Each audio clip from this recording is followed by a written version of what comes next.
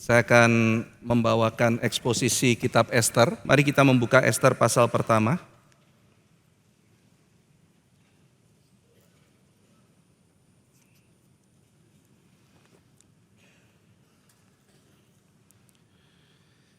Karena waktu kita tidak akan membaca keseluruhannya, tetapi kita akan membaca ayat pertama sampai ayat yang ke-8. Saya akan membaca ayat pertama, jemaat membaca ayat kedua, kita bertanggapan sampai ayat 8. Tetapi nanti kita akan membahas keseluruhan pasal 1. Pada zaman Ahasiweros, dialah Ahasiweros yang merajai 127 daerah mulai dari India sampai ke Ethiopia.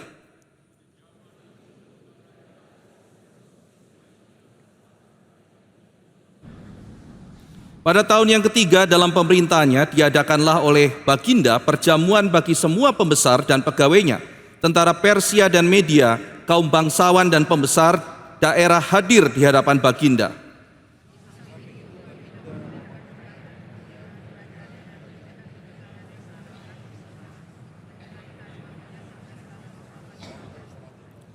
Setelah genap hari-hari itu, maka raja mengadakan perjamuan lagi 7 hari lamanya bagi seluruh rakyatnya yang terdapat di dalam benteng Susan, daripada orang besar sampai kepada orang kecil, bertempat di pelataran yang ada di taman istana kerajaan.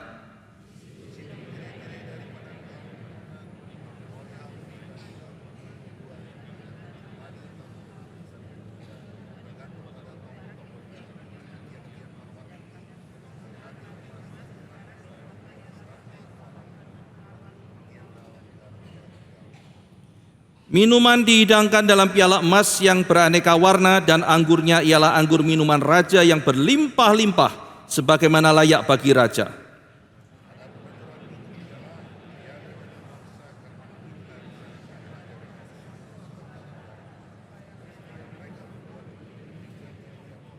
Mari kita bersama-sama berdoa. Bapa di dalam surga yang telah memberikan firman, kami berdoa kiranya Roh yang menurunkan firman bekerja, memberikan kepada kami pengertian. Biarlah hati kami boleh bersuka cita karena kami bertemu dengan suara dari pencipta kami yang memberikan kepada kami kehidupan. Kami bukan hanya membutuhkan makanan jasmani, tetapi kami memerlukan roti hidup dari surga. Berbicaralah kepada kami ya Tuhan, kami siap untuk mendengar.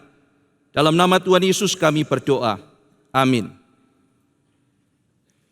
Saudara sekalian, kita menjumpai Tuhan bekerja di dalam cara yang berbeda di dalam kitab Ester.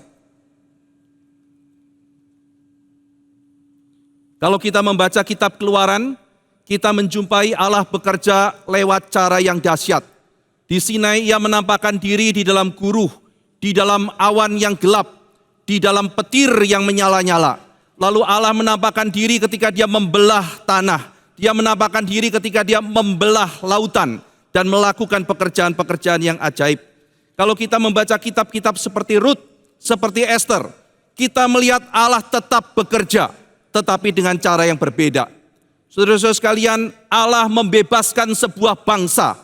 Allah kemudian memberikan kemerdekaan kepada sebuah bangsa dalam kitab Keluaran melalui cara yang dahsyat dan ajaib.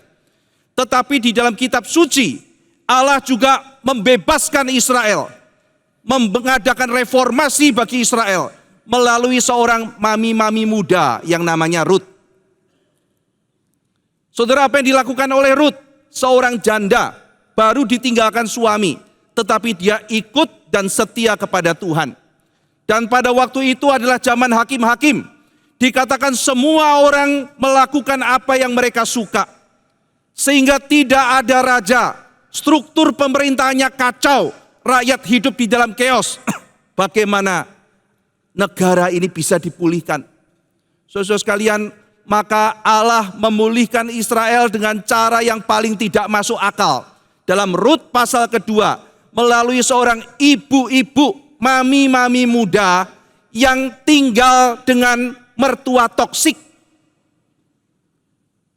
Alkitab mencatat dalam pasal 1, Naomi seorang yang kepahitan.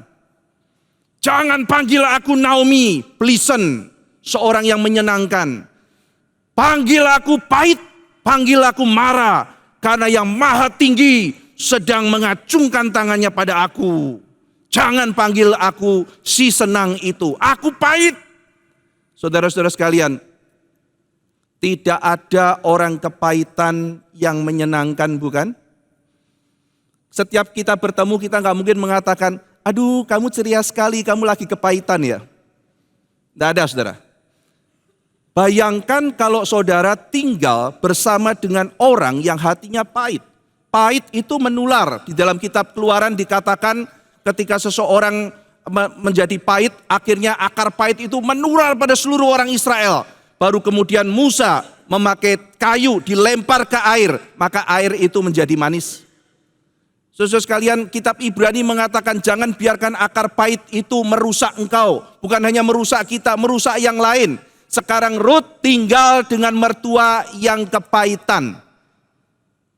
Saudara sekalian, mertuanya pasti ketika dibilang, Ma, kita mau makan apa ya? Ya itulah, kita janda, tidak ada yang membela, mati aja kita. Ma, hari depan, jangan bilang hari depan, politik begini, semua begini, tidak ada pengharapan. Tapi Rut tidak pernah kehilangan pengharapan. Dan Rut seorang gadis orang Moab, tinggal di tempat asing, tidak ada yang membela. Sekarang kerja kasar pergi ke ladang. Bagaimana kalau dia digoda orang di situ? Bagaimana kalau dia diperlakukan secara diskriminatif karena dia memang orang Moab? Bagaimana kalau dia mengalami kekerasan? Siapa yang bela dia?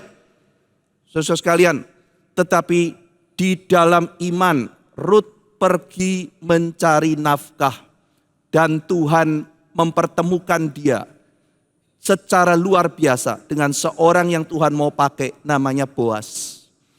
Mereka ketemu, akhirnya mereka menikah. Biasa bukan?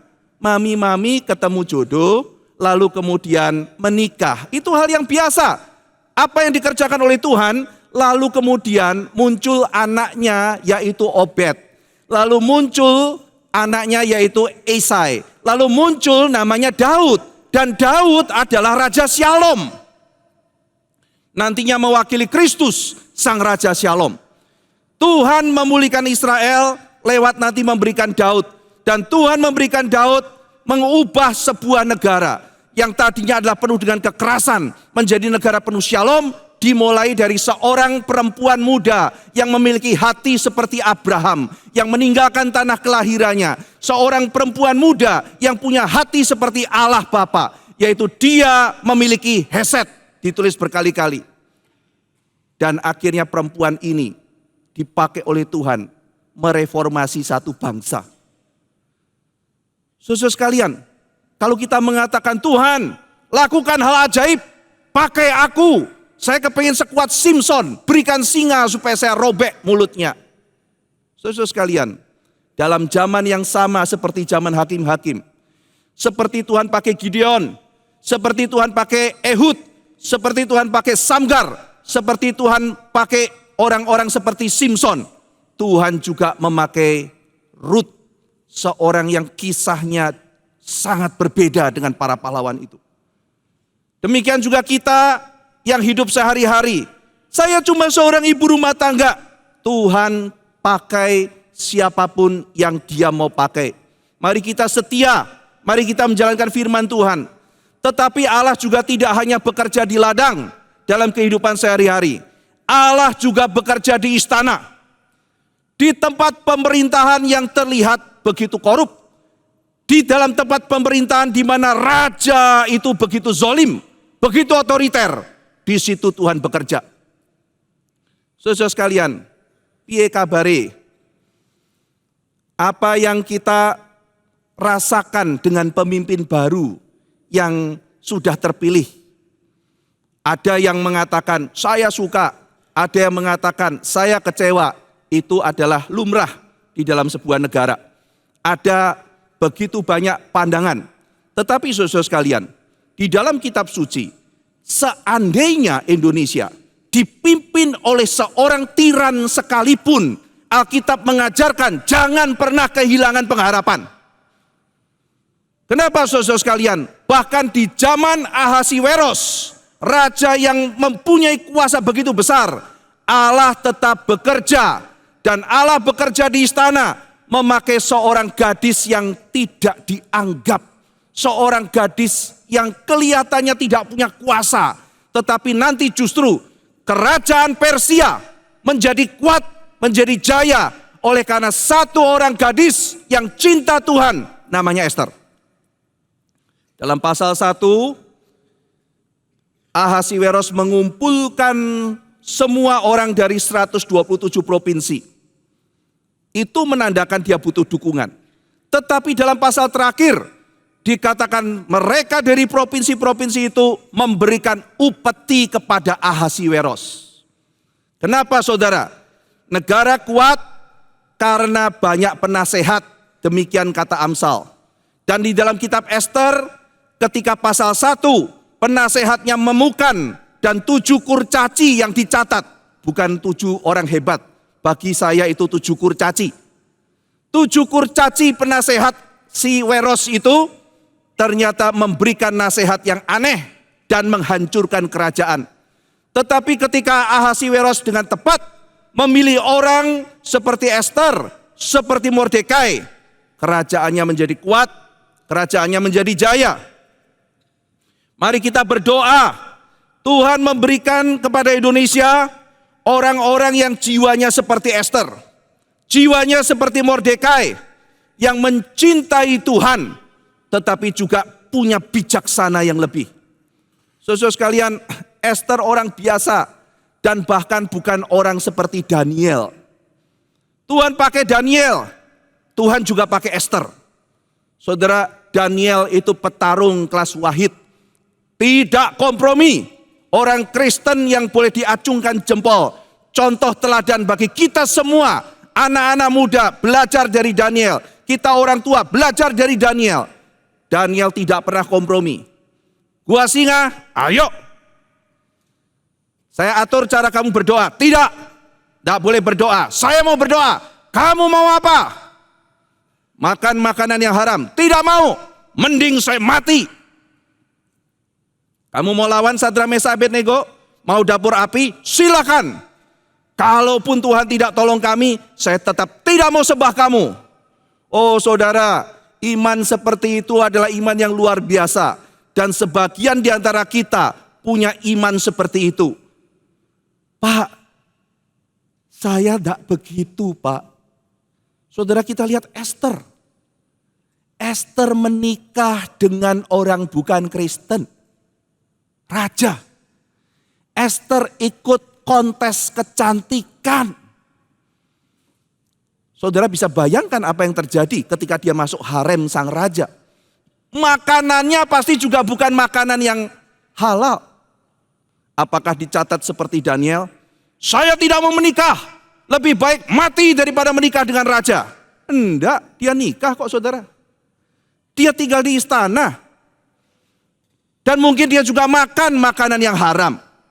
Bukan hanya itu saja, Ester menyembunyikan dirinya. Saya bukan orang Yahudi. Jangan kasih tahu kalau saya ini orang Yahudi. Dia menyembunyikan identitasnya. Jangan kasih tahu saya Kristen ya. Saudara sekalian, ada orang Kristen model seperti ini. Disuruh pelayanan kenapa? Oh saya beban pelayanan. Mordekai masuk. Ester, mungkin untuk saat ini engkau ditempatkan. Mungkin saat ini engkau mau dipakai. Mungkin kamu mau dipakai untuk saat ini. Kalau kamu mau, kamu akan dipakai. Kalau kamu tidak mau, keselamatan akan datang dari tempat yang lain. Mungkin saat ini Tuhan mau pakai kamu.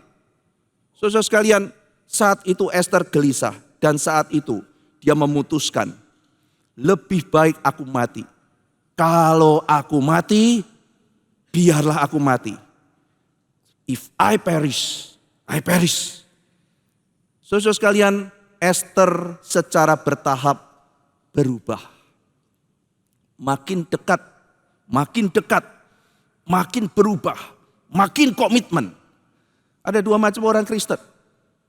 Yang pertama, yang siap mati bagi Tuhan. Yang kedua, yang perlu proses. Saudara, mari kita juga sabar pada sesama kita, orang-orang percaya. Kadang kita tidak sabar. Tidak rohani. Bukan di sini tempatmu. Hei orang jasmani. Di dalam kitab suci ada tokoh namanya Markus. Dia seorang yang menurut Paulus, orang yang tidak komitmen. Dalam kesulitan, engkau meninggalkan kami. Tidak bisa dipakai. Tetapi ada orang bernama Barnabas yang kemudian menampung Markus. Lalu kemudian melatih Markus, mendampingi Markus. Akhirnya kita mempunyai Injil Markus, saudara.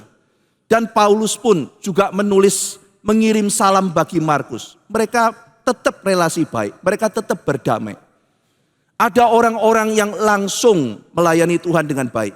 Ada orang-orang yang mungkin perlu proses. Dan Tuhan tetap mau pakai. Mari kita bersabar. Kadang di dalam gereja kita melihat ada teman kita. Mereka sepertinya bukan orang yang rohani. Kok ada orang Kristen sangat kompromi seperti ini? Mari kita doakan. Mari kita mendampingi mereka. Sehingga mereka juga pelan-pelan menuju kepada apa yang Tuhan kehendaki. Saya pernah punya pengalaman beberapa kali saya sharingkan. Ketika ada KKR, maka saya ajak teman-teman saya. Mungkin ada 10 orang. Dan beberapa di antaranya belum Kristen, saudara. Mau nggak ikut KKR nanti sore? Mau mereka. Ini kita siang, yuk kita datang bantu tata kursi dulu, ngatur bangku. Mereka bilang, loh saya kan bukan Kristen, ada yang bukan Kristen. Apa kita boleh atur bangku? Saya bilang, itu gedung aula pertemuan. Yang bangun juga banyak bukan Kristen kok. Masa ditanya, kamu mau nyemen? Iya. Sudah lulus katekisasi belum? Mana akte CD-nya? Nggak ada itu. Jadi waktu aula itu dibangun oleh banyak orang bukan Kristen. Kamu datang bukan jadi liturgis, kamu datang bukan khotbah, kamu datang bukan nyanyi, kita datang bantu angkat kursi. Masa tidak boleh? Di luar dugaan, saudara. Begitu kita sampai, 10 orang datang, bilang sama panitia, kita mau bantu atur kursi, karena butuh ribuan kursi di tempat itu, dan siang itu belum diatur. Kita mau bantu, saya bawa 10 orang tenaga, atur kursi. Ditanya, kamu sudah ikut kelompok kecil belum? Saya bilang, saya belum pernah ikut kelompok kecil. Saya ikut kelompok kecil, saya pembina kelompok kecil, tapi di luar tempat ini. Oh, enggak bisa. Kamu harus ikut anggota kelompok kecil di kita. Nah ini yang lain semua anggota kelompok kecil enggak? Yang ini malah belum Kristen. Oh tidak. Kalau belum anggota kelompok kecil tidak boleh pelayanan di sini. Cuma angkat kursi. Kursi itu kudus. Tidak boleh yang tidak kudus menyentuh. Lah kan saya juga orang Kristen. Oh harus kelompok kecil. Pelayanan itu eksklusif. Saudara sekalian, saya kira hal-hal seperti ini. Kalau orang mengatakan kamu gak boleh jadi liturgi, saya sangat setuju. Kamu tidak boleh memuji Tuhan kalau kamu gak ngerti artinya. Kamu jangan ikut paduan suara. Saya mengerti, saudara. Tetapi saudara sekalian, untuk memberikan kesempatan orang bertumbuh, itu hal yang penting. Esther tidak langsung dicaci. Esther tidak langsung dihakimi. Ada orang orang kompromi, kurang rohani namanya Esther. Alkitab tidak catat begitu. Ada orang yang berani nikah sama orang yang tidak karu-karuan. Raja begini dan dia diam saja. Kenapa dia tidak mau mengatakan mati saja biar aku dihukum mati? Tuhan pakai Esther. Tanpa mempercakapkan, Esther bertumbuh. Esther bertumbuh sampai akhirnya dia rela memberikan nyawanya untuk melayani Tuhan. Saudara sekalian, Tuhan pakai orang-orang yang luar biasa, tetapi juga Tuhan pakai cara biasa. Mari kita menghargai setiap pelayanan yang diberikan oleh Tuhan melalui gereja. Di dalam setiap tempat, biarlah saudara boleh menghargai pelayanan ini. Saudara, mari kita kemudian lihat problem berikutnya dalam pengantar kitab Esther ini. Di dalam kitab ini tidak ada satupun sebutan kata Yahweh. Saudara kalau menemukan terjemahan di dalam bahasa Inggris misalnya ada kata Tuhan, itu pun adalah sebetulnya interpretasi tambahan. Di dalam bahasa asli tidak ditemukan kata Yahweh. Nah ini membuat orang bingung. Loh ini kan buku rohani, ini firman Tuhan. Kenapa tidak ada kata Tuhan? Bahkan tidak ada bahasa-bahasa yang sepertinya teologis. Saudara, saking orang penasaran, ada ahli yang mencoba untuk membaca kitab Esther ini dari belakang ke depan. Karena orang Yahudi itu sangat peka terhadap simbol-simbol, ya kan? Siapa tahu ada simbol. Misalnya saudara ya, di sini kan dicatat Ahasiweros merajai 127 daerah. Di dalam kitab Daniel, sistem pemerintahan Persia dibilang satrap. Herodotus menulis ada satrap. Tetapi kenapa di sini ditulis provinsi? Kenapa tidak pakai satrapnya saja? Kenapa yang ditulis provinsinya yang jumlahnya 127? Lalu orang berpikir, ada apa dengan angka 127? Lalu dalam tulisan namanya Ester Rabbah, satu tulisan tradisi Yahudi, ditulis. Saudara bisa cari Ester Rabbah ya, kelihatannya ada free juga di internet. Dalam Ester Rabbah dikatakan bahwa angka 127 di Alkitab cuma muncul 2 kali. Satu di bagian ini, yang kedua adalah umurnya Sarah. Sarah itu adalah satu-satunya perempuan di kitab suci yang ditulis usia ketika dia meninggal, 127. Nah lalu mereka mengkaitkan, oh kalau begitu ini mungkin ya Sarah dan Esther ini ada kaitannya. Kaitannya apa? 127. Mengingatkan pada Sarah, Tuhan pernah janji pada Sarah bahwa keturunanmu akan memerintah bangsa-bangsa. Nah ini sekarang salah satu keturunan Sarah yang ada di tanah yang akan menjadi memerintah 127 provinsi. Nah jadi ada orang kepikiran, mungkin ya ada angka-angka atau apa, mungkin tersembunyi. Maka dia baca kitab Ester dari belakang ke depan. Tetap gak ketemu saudara. Tidak ada kata Yahweh. Dan sepertinya juga tidak ada referensi yang bersifat teologis. Tetapi saudara sekalian, kitab ini paradoks. Meskipun tidak ada kata Yahweh secara eksplisit. Meskipun tidak ada kutipan-kutipan dari bagian lain. Tetapi doktrin providensi atau pemeliharaan Allah sangat jelas di bagian ini. Yang kalau kita tidak mengatakan ini adalah pekerjaan Tuhan, maka kita akan mengatakan ini seri kebetulan. Saudara sekalian, kalau dikatakan Ester berpuasa. Berpuasa itu maknanya apa saudara? Berpuasa kepada siapa? Berdoa kepada siapa? Yang menarik saudara, ketika ta'anit Ester atau puasa Ester, itu dilakukan di dalam Paskah. Paskah itu tidak boleh puasa saudara. Nah itu problem lain lagi itu ya, itu nanti dalam pasal selanjutnya mengenai puasa Ester atau ta'anit Ester. Berpuasa tapi waktu itu saatnya tidak boleh puasa. Nah saudara sekalian, jadi berdoa, berpuasa kepada Tuhan. Dan nanti kalau kita melihat argumentasi Ester saudara, nanti kita akan lihat plot twistnya. Argumentasi Ester itu adalah argumentasi yang dipakai oleh seorang tokoh di dalam perjanjian lama, di dalam kitab Kejadian, ketika dia membela saudaranya di depan raja.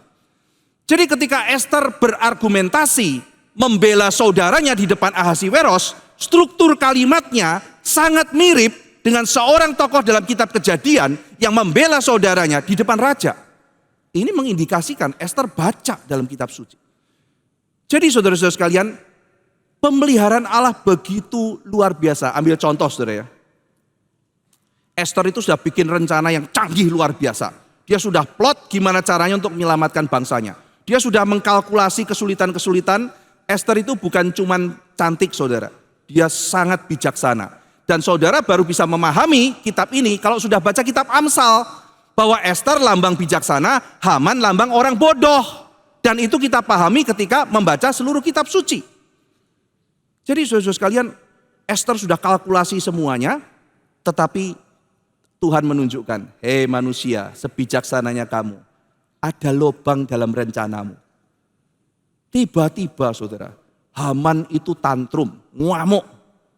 Lalu ketemu istrinya. Istrinya itu namanya kayak Mesias saudara, namanya Seres. Ya. Jadi ada 3 perempuan digambarkan di dalam kitab suci dan responnya masing-masing terhadap suami. Yang pertama Seres, si Haman bilang, Saya itu kesel sama Mordekai. Apa artinya aku kaya, diundang, punya jabatan tinggi, punya segalanya, mempunyai jabatan yang akhirnya bahkan diundang oleh ratu. Zaman itu saudara, perempuan seperti Esther tidak pernah mengundang yang lain kecuali suaminya. Jadi pantas salah satunya nanti Ahasiweros susah tidur. Ada apa ini si Esther? Kok pesta selalu ngajak Haman? Nah Haman ini saudara-saudara sekalian, lalu kemudian mengatakan, saya bahkan diundang pesta sama Ratu Esther. Saya hebat, kaya, anakku banyak. Cuma apa gunanya semuanya itu kalau Mordekai tidak sujud pada saya? Ini persis kayak Adam, saudara. Dia dikasih segalanya, tapi betul-betul mau ada satu buah terlarang. Nah istrinya si Seres, Seres mendukung suami, Pak, itu betul. Seres mengatakan, betul itu kamu, cepet eksekusi dia, bikin tiang gantungan, gantung dia besok. Rencana dipercepat, tidak jadi beberapa bulan lagi. Sekarang Haman terlanjur marah, sekarang dia mau gantung, Mordekai besok, rencana Esther masih panjang, ada lobang. Apa yang Esther akan lakukan? Haman terlalu powerful, dia pintar, dia kaya, dia tinggi jabatannya, siapa bisa lawan dia? Tapi Tuhan punya rencana lain. Seres, istri yang mendukung suami dalam dosa. Wasti tidak setuju suaminya. Wasti keluar, saya mau dipamerin, tidak mau. Ini istri yang tidak setuju suaminya salah. Seres setuju suaminya salah. Membunuh suaminya, membunuh seluruh keluarga. Wasti tidak setuju pada suaminya. Alasannya macam-macam saudara. Kenapa Wasti tidak mau muncul? Ada Midras atau Targum yang mengatakan, Wasti disuruh tampil tidak pakai baju. Ada yang mengatakan, Wasti itu anak Nebukadnezar II. Dia menolak untuk dijadikan tropi mempermalukan ayahnya. Saudara-saudara sekalian, yang ketiga, ada argumentasi, Wasti sedang hamil, maka dia menolak untuk muncul. Ada beberapa argumentasi, Alkitab tidak catat kenapa saudara. Tapi yang pasti, ketika Wasti menolak, dia frontal, saya nggak mau. Dan akhirnya dia diturunkan. Nanti yang ketiga contohnya Esther saudara, dia setuju sama Ahasiweros? Tidak setuju. Dia lawan frontal? Tidak. Bagaimana caranya? Dia pakai bijaksana. Dia tidak setuju, tetapi dia tidak memberontak terhadap raja. Ini menjadi contoh bagaimana dalam keluarga seorang istri tidak boleh setuju semua suaminya kalau suaminya salah. Saya mau bunuh, saya setuju. Tidak bisa saudara. Tetapi juga gak bisa pakai cara Wasti. Tetapi Esther, dia tidak setuju. Tetapi dia punya bijaksana dari Tuhan. Untuk bagaimana dia mengutarakan ketidaksetujuan, perbedaan pendapatnya dengan cara yang sesuai dengan firman Tuhan. Saudara sekalian, maka kalau kita melihat di dalam kitab suci, kitab Esther memang tidak tunjuk langsung bicara mengenai Tuhan. Tetapi kita melihat ada pemeliharaan Allah. Ketika akhirnya mau dibunuh, Tuhan bikin yang namanya Ahasiweros insomnia. Apa kebetulan ya insomnia? Tidak. Tuhan bikin dia tidak bisa tidur. Terus bagaimana kalau tidak bisa tidur saudara? Dia tidak panggil orang minum anggur, kalau mabuk kan ngantuk. Dia suruh baca buku sejarah saudara. Tumben-tumben ya, ngantuk baca buku sejarah. Ayo coba bacain kitab sejarah. Tanggal sekian, ada orang namanya Mordekai menyelamatkan raja. Itu sudah dikasih hadiah belum? Belum raja. Sudah lewat sekian lama belum dikasih hadiah? Belum. Wah saya raja macam apa? Diselamatkan gak kasih hadiah. Kok kebetulan raja lupa kasih hadiah ya? Saudara, kalau saudara punya jasa, lalu saudara tertunda. Ketika Alkitab bilang Mordekai menyelamatkan raja, pasal berikutnya yang diberi hadiah itu Haman saudara. Haman diangkat. Itu keselnya, sakit hatinya kayak apa Mordekai? Saya yang berjasa, kok yang dapat hadiah orang lain? Jangan saudara susah hati. Kenapa? Karena ini adalah pengaturan Tuhan. Insomnia, orang datang, lalu kemudian dibacakan, dan ternyata akhirnya di situ Mordekai bisa diselamatkan. Bukan sekedar oleh rencana Esther, tetapi oleh pemeliharaan Tuhan. Dalam kitab ini saudara, doktrin pemeliharaan Tuhan begitu luar biasa. Dan kalau saudara tidak membaca kitab suci, kita tidak bisa memahami seluruh kisahnya. Ambil contoh saudara. Dalam pasal 2 dikatakan, Mordekai, keturunan Benyamin. Anak ini anak Kus, keturunan Benyamin. Pasal 3, Haman, orang Agag. Apa artinya saudara? Nah ini kan, kalau kita tidak membaca kitab Samuel, kalau kita tidak membaca kitab Keluaran, kita nggak ngerti saudara. Jadi bagian ini berkait dengan bagian lain dalam kitab suci. Apa artinya saudara? Saudara masih ingat ya, Israel itu musuhan sama Amalek. Esau punya anak, punya cucu yaitu Amalek. Keturunannya berperang melawan orang Israel di kitab Keluaran. Lalu dalam kitab Samuel, di situ Tuhan bilang sama Saul, keturunan Benyamin, Saul bunuh Agag, orang Amalek ini. Saul tidak membunuh Agag saudara. Maka bisa lolos. Akhirnya nanti Samuel yang membunuh Agag, tapi keturunan-keturunannya bisa lolos. Akhirnya karena Saul tidak taat, maka keturunan Agag yang namanya Haman akan memusnahkan seluruh orang Israel. Nah ini plot kisah dari kitab ini saudara. Akankah Mordekai dan Ester mengulang dosa suku Benyamin, yaitu dosa Saul tidak taat pada Tuhan? Ataukah mereka nantinya akan melakukan perintah Tuhan, taat dan melakukan kehendak Tuhan? Nanti kita melihat bagaimana dia mengeksekusi Haman, dan di situ kita melihat apa yang gagal oleh Saul kemudian dilakukan oleh keturunan Benyamin berikut, yaitu Mordekai dan Ester. Itu sebabnya Agag dan Benyamin muncul.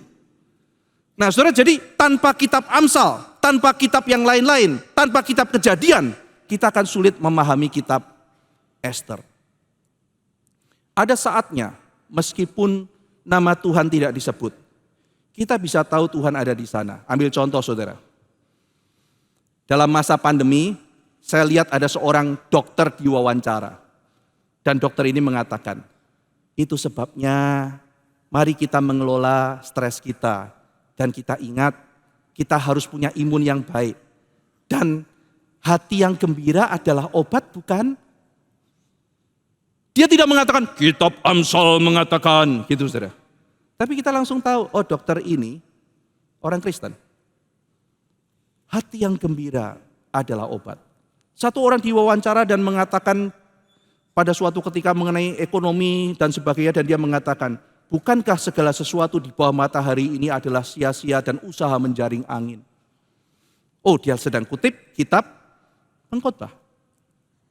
Dalam kitab Ester, mungkin tidak ada rujukan langsung, tetapi dari tindakan dan kemudian dari kelakuan, strategi, pikiran dari Ester, kita melihat ada Tuhan yang sedang disaksikan dan Tuhan yang sedang bekerja.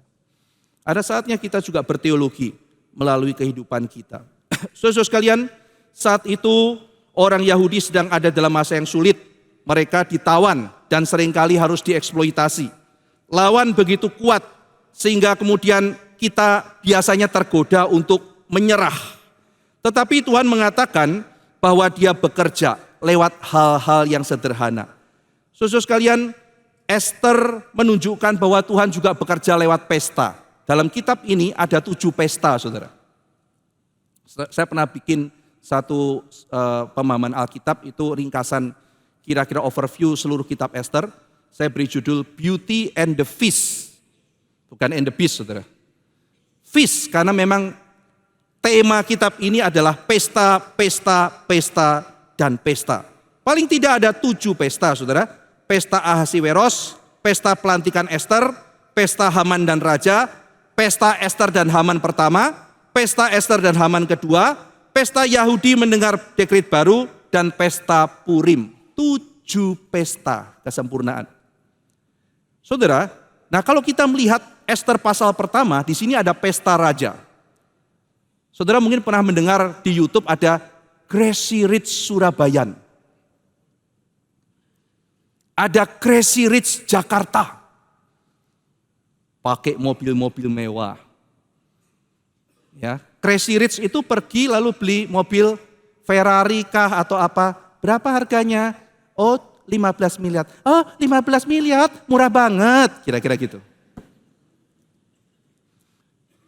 Terus kemudian beli minuman mahal, ditaruh di di bathtub, dibuat mandi. Crazy rich.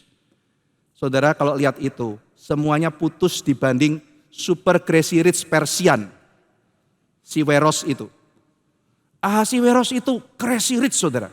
Bikin pesta 180 hari, setengah tahun. Saudara pengen diundang? 180 hari. Setengah tahun pesta, saudara. Makan super nikmat. Nggak tahu ada gym apa enggak di situ. Kalau enggak pulang semua kolesterol gitu ya. Asam urat ya, kemudian diabetes gitu kan ya. Enggak karu-karuan, tapi betul-betul menakutkan saudara. Setengah tahun kayanya kayak apa? Mending saudara kalau gelasnya itu dari porselen, dibilang dari emas, marmer, semuanya apa? Flexing saudara. Crazy Rich Persian sedang flexing. Buat apa dia flexing gitu? Saudara, orang flexing kan ada tujuannya ya saudara ya. Yang sedang banyak dibahas sekarang flexing untuk cuci uang kan. Saya kaya atau apa ya memang begini. Tapi akhirnya menjadi alat cuci uang yang nggak benar di situ. Tetapi Ahasiweros flexing tujuannya adalah untuk mempersatukan 127 provinsi karena diduga dia itu mau pergi perang ke Yunani. Dia sedang butuh uang, dia sedang butuh dukungan, dan zaman itu tidak ada internet, tidak ada WA, tidak ada Zoom, maka caranya adalah kumpulkan mereka, hey saya kasih lihat ya, saya punya power, saya punya money, saya punya seks. Dan kalau kamu ikut saya, kamu akan dapat semua ini. Saya raja yang kuat loh, gak nyesel kok kamu kalau ikut saya punya semuanya ini, yuk ikut bersatu kita perang. Saya powerful, bandingkan dengan Yesus saudara. Kamu mau ikut aku? Sangkal diri, pikul salib, ikut aku. Bukan mau ikut Yesus ya? Iya, mau ikut Yesus. Aku dapat apa? Apakah kamu punya power? Apakah kamu punya money? Apakah kamu punya seks? Kalau mau saya mau ikut. Itu cara dunia saudara. Yesus sangat berbeda dengan super crazy rich Persian yang flexing untuk mendapatkan keuntungan, kekuatan. Saudara sekalian, tetapi di sini ada ironi. Dia mengatakan saya menguasai 127 provinsi, tapi tidak bisa membuat istrinya taat. Ini dagelan saudara. Wasti keluar, keluar, nggak mau dia saudara. Keluar, nggak mau. Jadi di depan semua pejabat besar, di depan semua orang di mana dia mau menunjukkan kuasa dan otoritasnya, dia dipermalukan oleh Tuhan. Oleh karena di puncak acara, ketika dia mau tunjukkan istrinya yang begitu cantik luar biasa, tetapi istrinya tidak mau keluar. Saudara sekalian, maka kita masuk, saya perkenalkan satu genre di dalam kitab Ester yang sangat unik, yang ditemukan oleh para ahli PL kontemporer, yaitu buku ini adalah buku bernuansa komedi.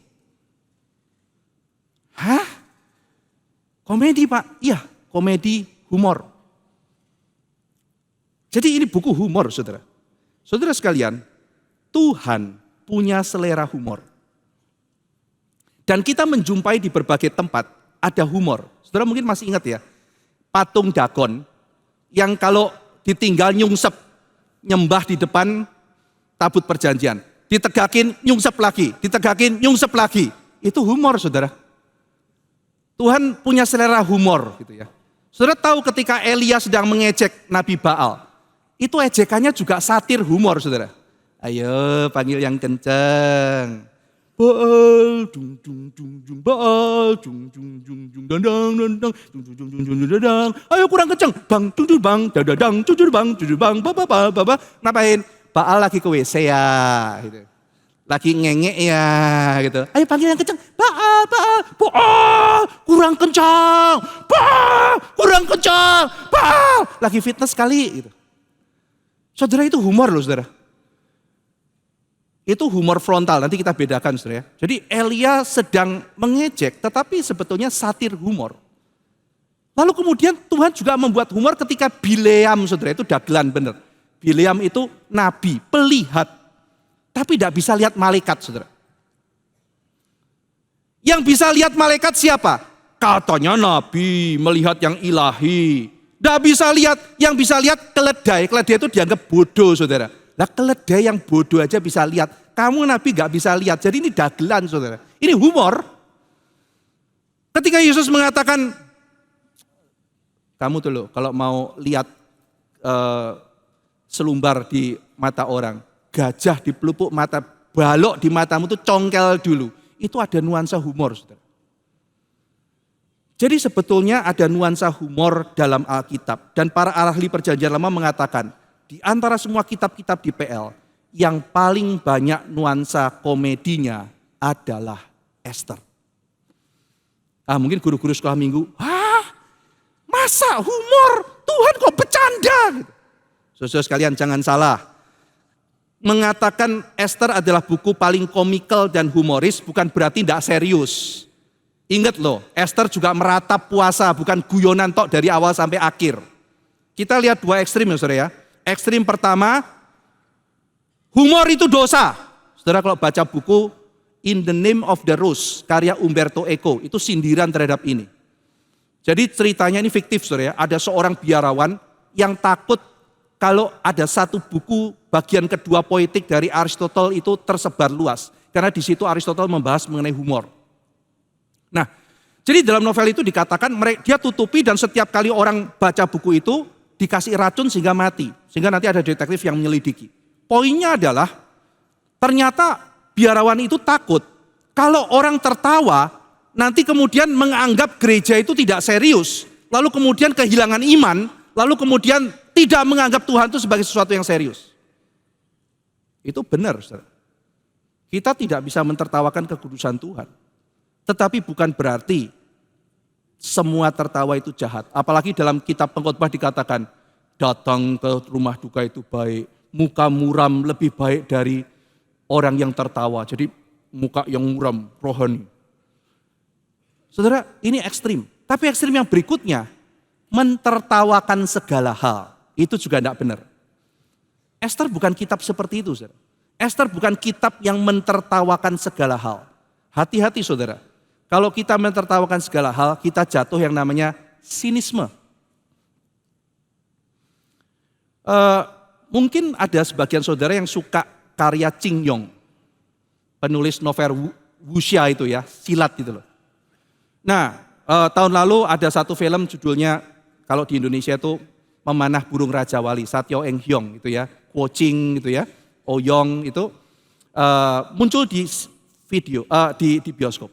Tapi salah satu karya Chin Yong yang menurut saya paling filosofis bagi saya ya, itu kalau Indonesia judulnya Swordman, kalau bioskopnya. Itu Pendekar Hina Kelana. Ya, jadi Pendekar Hina Kelana. Tokoh utamanya namanya Ling Huchong. Ling Huchong ini saudara, itu adalah orang yang kecewa pada dunia. Jadi sedikit cerita karena mungkin sebagian kita tidak tahu. Jadi ceritanya Pendekar Hina Kelana ini, Ling Huchong ini lahir di dalam partai Huasan yang terkenal partai putih. Dan dididik dari kecil, lu harus baik. Jangan ikut sekte sebelah, itu sekte sesat, sekte iblis. Sekte putih beda sama sekte iblis. Tetapi makin besar dia makin bingung. Makin sakti dia, ilmunya makin canggih. Yang nyerang dia bukan partai iblis. Yang nyerang dia adalah anggota partainya sendiri yang gak suka sama dia. Nah dia bingung. Lah kok aku diserang sama temanku sendiri. Suatu ketika atas alasan kemanusiaan dia menyelamatkan anak dari partai iblis yang sedang mau dibunuh. Dia selamatkan. Wah dia dihujat, dia diserang sama saudaranya sendiri. Dia bahkan diserang oleh gurunya. Wah dia gak bisa terima. Loh kok kayak begini? Dia melihat orang partai iblis kok melakukan kebaikan. Dia melihat orang partai putih, lah kok kelakuannya kayak begini? Maka akhirnya kemudian dia mengembara. Dia tidak melawan, dia tidak membalas, dia tidak kemudian melabrak teman-temannya atau gurunya, dia memilih menjadi pengembara, hina kelana. Dianggap hina oleh Partai Putih, dan kemudian dia ketemu dua orang guru, Partai Sesat dan Partai Putih, yang menitipkan sebuah lagu pada dia. Lagu itu judulnya Tertawakan Dunia.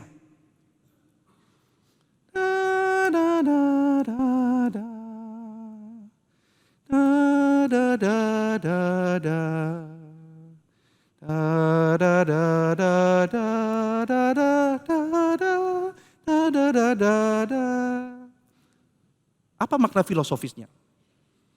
Dikatakan di dalam teksnya.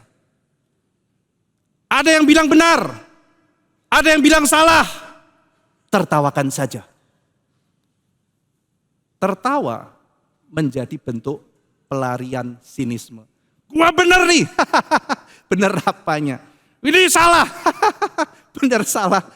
Bawa santai aja men, dalam dunia ini gak ada benar, gak ada salah. Semuanya itu sampah semuanya. Negara gak ada pengharapan, gereja gak ada pengharapan, orang itu gak ada pengharapan. Hai anak-anak muda, saya tahu ada banyak hal yang mungkin melukai saudara. Tetapi mentertawakan seluruh dunia bukan jawaban. Kenapa? Waktu saya mendalami karakter Lin Huchong, seolah-olah memang pantas dia menertawakan segala hal. Sudahlah, bodoh amat semuanya. Saya yang penting gak hitam gak putih, jalanin aja kehidupan. Saya menjadi seorang yang tidak mengabdi, saya tidak melawan, tapi saya juga tidak memihak. Saya hanya tertawakan itu semua, lawak semuanya itu. Yang kuanggap benar ternyata palsu, tertawa saja. Itu bukan jalan keluar. Karena tertawa yang sinis menghentikan ketika Tuhan sedang bekerja. Esther mengajak kita tertawa bukan seperti itu, saudara. Kitab Esther mengajak kita sambil mentertawakan Ahasiweros, sambil membuka ruang pada penyembahan kepada Tuhan. Nanti kita akan pelajari lebih lanjut, saudara. Bagaimana kita diajak tertawa, tapi kita juga diajak menyembah kepada Tuhan. Berhenti bersikap sinis terhadap segala sesuatu. Kenapa orang yang di luar gereja justru mengerjakan? Gereja tidak mengerjakan. Kenapa begini, kenapa begitu? Tertawakan saja dunia. Dan sebagainya. Menggoda, menggoda. Kalau anak-anak yang lebih junior, One Piece. Luffy. Kok angkatan laut jahat? Kok bajak laut baik? Ya sudah, yang penting tidak ada kebenaran objektif. Yang penting adalah persahabatan yang tulus. Hati-hati saudara, jangan-jangan kita malah kemudian akhirnya membenarkan yang salah. Menyalahkan yang benar. Bukan mentertawakan semuanya saudara. Bukan. Saudara sekalian, Esther adalah kitab yang serius, boleh saya katakan. Tetapi ada nuansa humor. Sekali lagi saudara, kita tidak boleh menghumorkan segala sesuatu. Tetapi kita juga tidak anti humor. Ada tempat untuk humor. Tapi jangan mentertawakan kekudusan Tuhan. Tuhan mentertawakan raja yang sombong. Tuhan mentertawakan orang yang menganggap dirinya bijak. Tuhan mentertawakan berhala. Tuhan tidak pernah mentertawakan umat yang sedang menderita. Tidak pernah saudara, tidak pernah. Ia tidak pernah mentertawakan umat yang sedang bergumul. Ia tidak pernah mentertawakan umat yang berteriak kepada dia. Tidak. Kekudusan Tuhan tidak boleh ditertawakan. Gereja Tuhan yang kudus tidak boleh ditertawakan. Tetapi dia tertawa melihat seorang raja mengatakan, saya hebat. Di dalam kitab Mazmur Allah tertawa melihat semuanya itu. Berhala-berhala manusia ditertawakan oleh Tuhan. Ahasiweros, Haman ditertawakan oleh Tuhan. Dan ketika kita sudah mentertawakan mereka, kita melihat mereka cuma manusia. Dan kita dengan senyum datang kepada Tuhan. Saudara mungkin guru sekolah minggu mengatakan, Pak, aku udah sering khotbah Esther loh sama anak sekolah minggu. Kok aku tidak menemukan humornya ya? Ya saudara kita tidak bisa melihat ya seorang raja yang klaim berkuasa tetapi kemudian tidak bisa mengatur istrinya. Terus kemudian karena ada masalah dengan istri, kumpulkan 7 penasehat. Saudara bayangkan ya, saya telepon penatua Robin. Pak Robin, ya Pak Ivan, saya ada masalah Pak. Wah kenapa Pak Ivan? Istri saya suruh ke apotek beli obat, dia gak mau. Wah, kita mesti rapat sinode Pak. Oke, siap. Sinode dikumpulkan. Bapak-bapak yang terhormat, saya ada masalah. Oh kenapa Pak Ivan? Istri saya enggak mau, disuruh beli obat. Wah serius ini Pak Ivan. Ini bisa menimbulkan, kalau terdengar, menimbulkan pemberontakan mak-mak seluruh GRI. Oh gitu ya? Iya Pak Ivan, nanti seluruh mak-mak di GRI akan berontak melawan suaminya. Dan akan terjadi huru-hara di GRI. Oh kalau begitu apa yang harus saya lakukan? Pak Ivan mesti harus bikin surat. Surat yang menyatakan bahwa seluruh bapak-bapak di GRI harus menaklukkan istrinya. Dan seluruh istri-istri harus takut dan takluk pada suaminya. Agar tidak terjadi huru-hara, persatuan emak-emak seluruh GRI. Oh begitu. Saudara ini konyol dan lebay, ini humor saudara. Urusan rumah tangga, minta penasehat negara. Jadi kalau saudara baca dalam sejarah, Ahasiweros itu hebat, luar biasa, bijak. Sekarang nih lihat bijaknya, Tuhan tuh ketawain dia. Jangan terlalu serius lah lihat Ahasiweros. Dia cuma manusia. Itu humor Alkitab. Dia cuma manusia. Lihat urusan negara akhirnya jadi lebay begini. Saudara sekalian, sejak kapan negara bikin aturan untuk supaya istri taat sama suami? Ini lebaynya luar biasa. Itu loh saudara humor yang mau Tuhan tunjukkan. Kamu jangan terlalu takut. Kamu lihat kuasa dunia. Saya kasih tahu ya. Saya ketawain itu kuasa dunia yang klaim lebih hebat dari saya. Dan saya ajak kamu jemaatku, yuk ketawain mereka. Dan ketika kita tertawa, kita melihat ada pengharapan. Dan ketika kita tertawa, kita memuji membesarkan nama Tuhan. Tapi kenapa kita guru-guru sekolah minggu seringkali tidak bisa melihat humor itu saudara? Tentu saja humor itu punya konteks. Apalagi kita dikasih tahu Alkitab pasti sangat serius. Puji Tuhan, pasti sangat serius. Tetapi kita mungkin lupa bahwa Tuhan juga punya selera humor. Kita lupa itu saudara. Saya suatu ketika ke rumah engkong saya lagi baca buku. Engkong saya punya buku judulnya Mati Ketawa ala Rusia. Saya baca saudara. Waktu itu saya masih SMP. Baca, engkong saya duduk nonton TV. Terus dia mulai nanya, kamu ngerti? Saya bilang, enggak kong gitu. Enggak ngerti. Mati ketawa enggak lucu begini gitu. Lalu engkong saya bilang, kamu kalau mau belajar, mesti ngerti politik Rusia, mesti ngerti ada yang namanya Stalin, ada yang namanya Lenin, ada yang namanya Khrushchev, ada yang namanya Brezhnev, ada yang namanya Gorbachev. Kamu kalau udah tahu, waktu baca rasa enggak lucu, kamu harus baca dulu. Saya ambil contoh saudara ya. 3 orang dalam penjara. Lalu 1 orang bilang, kamu kenapa sih masuk penjara? Yang satu bilang, oh aku masuk penjara karena aku mengkritik Ivanov. Oh, pantas masuk penjara. Lah kamu? Aku masuk penjara karena aku membela Ivanov. Oh, kritik masuk penjara. Bela juga masuk penjara. Terus ditanya sama orang ketiga, lah kenapa kamu masuk penjara? Karena aku Ivanov. Jadi maksudnya ini dalam kondisi politik siapapun bisa masuk penjara gitu. Jadi ada lagi misalnya gini, suatu hari Khrushchev sedang berpidato. Memang Khrushchev pernah mengkritik Stalin saudara ya. Jadi pertama dia pro Stalin, kemudian dia mengkritik Stalin. Terus dia kritik. Di tengah-tengah pidatonya dia mengkritik Stalin, ada suara mengatakan, Nikita Khrushchev, kamu mengkritik Stalin, kenapa baru sekarang?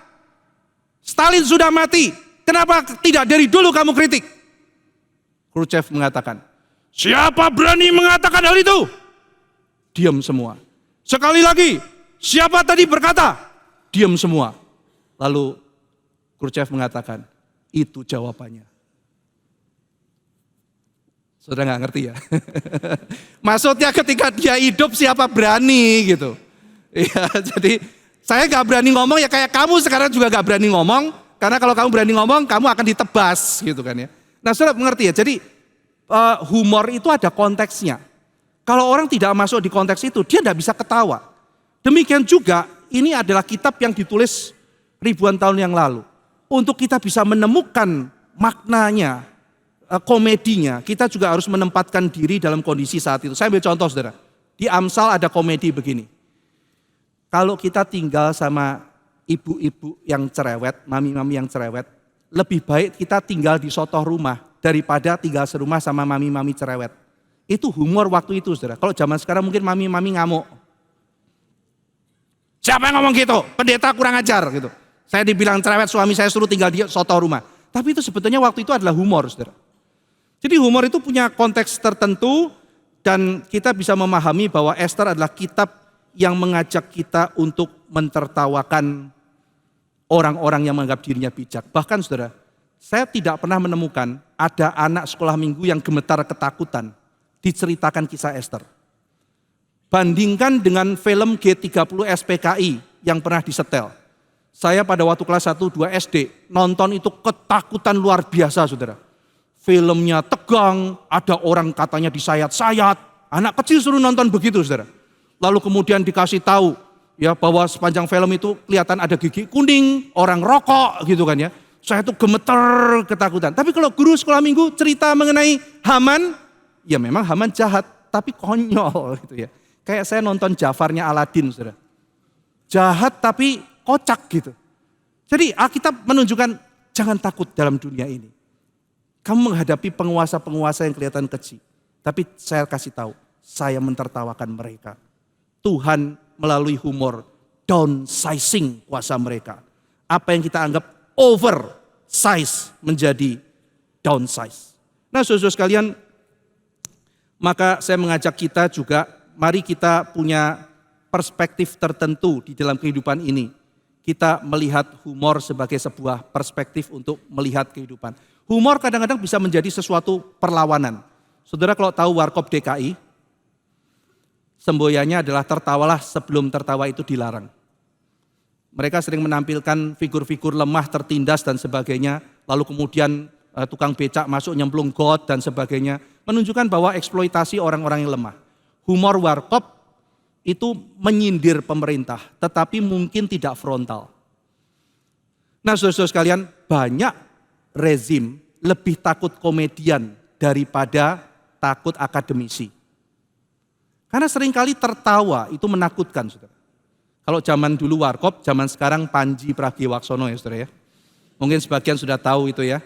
Kalau saya ditanya, Pak Ivan gimana pandangannya tentang stand up-nya Panji? Saya mengatakan Panji itu sebetulnya memang frontal. Dia tidak mirip Warkop. Warkop itu dia gayanya itu tidak frontal saudara ya, kritiknya. Tapi Panji lebih frontal. Tetapi kalau saya perhatikan, saya coba nonton dia punya stand up saudara ya.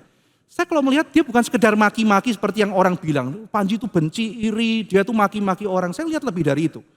Dia tuh sebetulnya mengajak kita mentertawakan diri sendiri.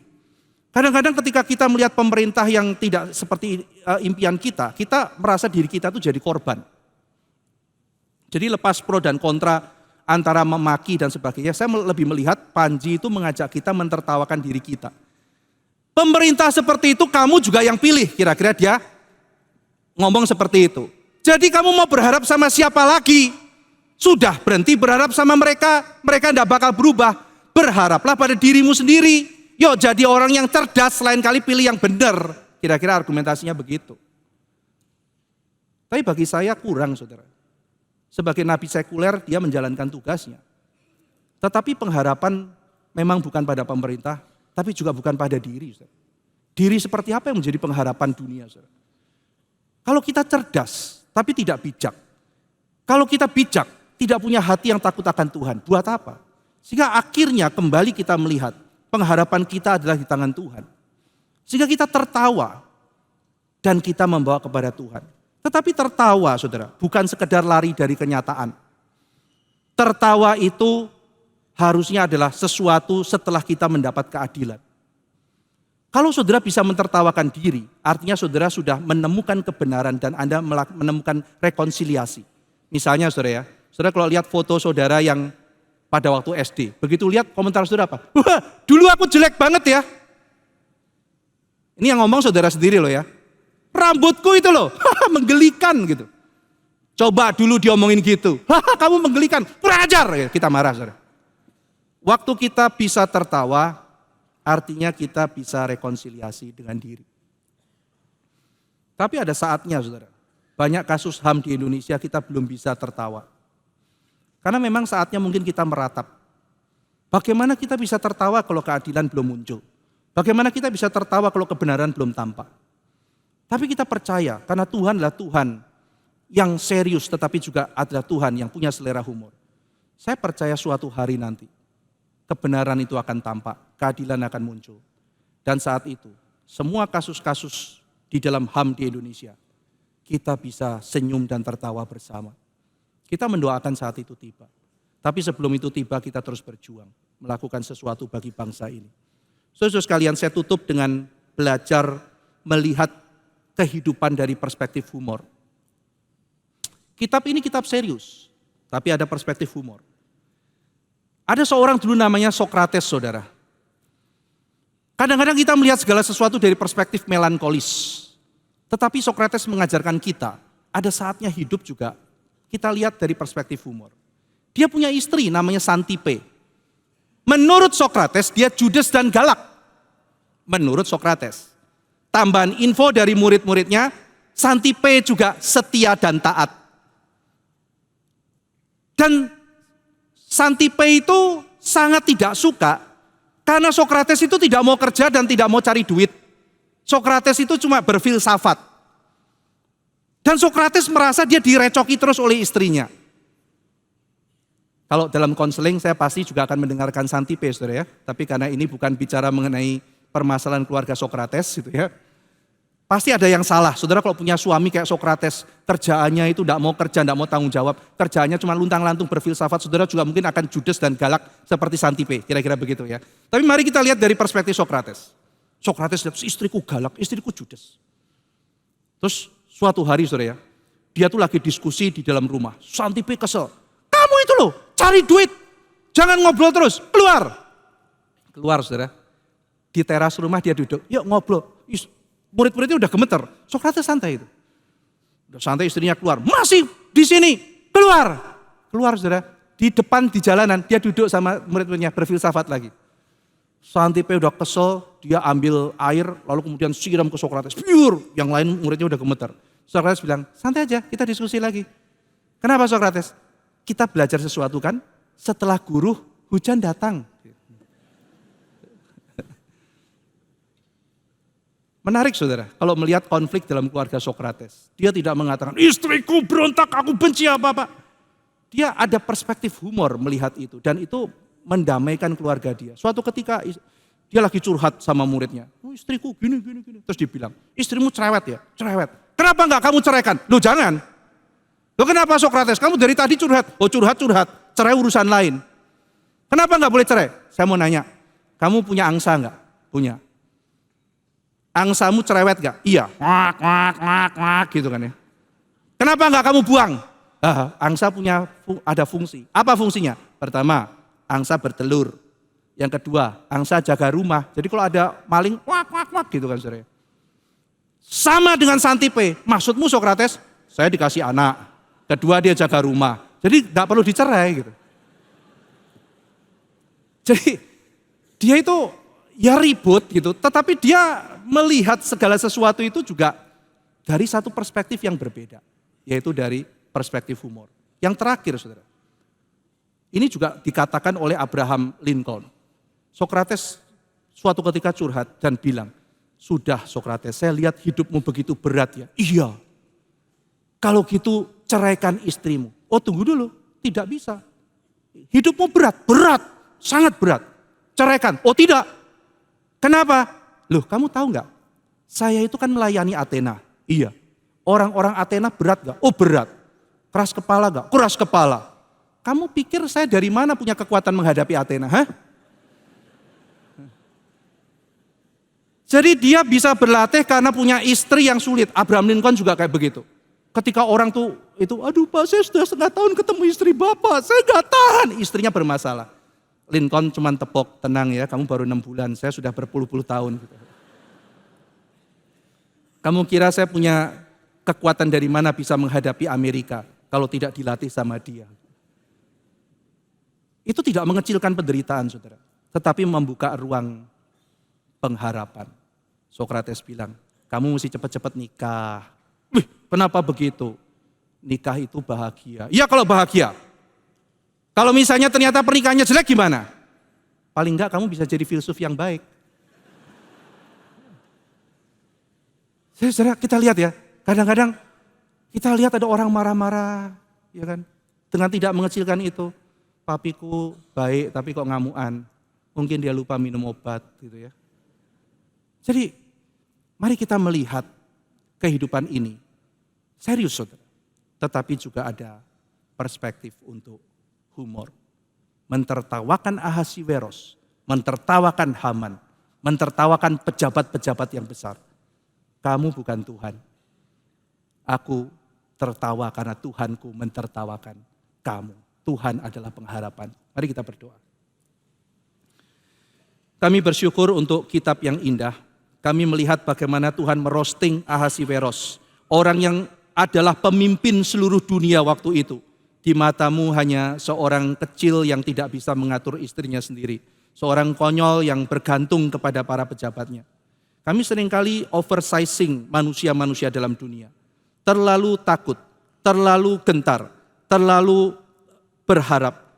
Hari ini kami membaca firman dan kami melihat bagaimana Tuhan dengan kuasa yang besar mengajak kita untuk mentertawakan dunia ini. Bukan tertawa sinis seperti tokoh Ling Hu Chong, tetapi tertawa penuh pengharapan.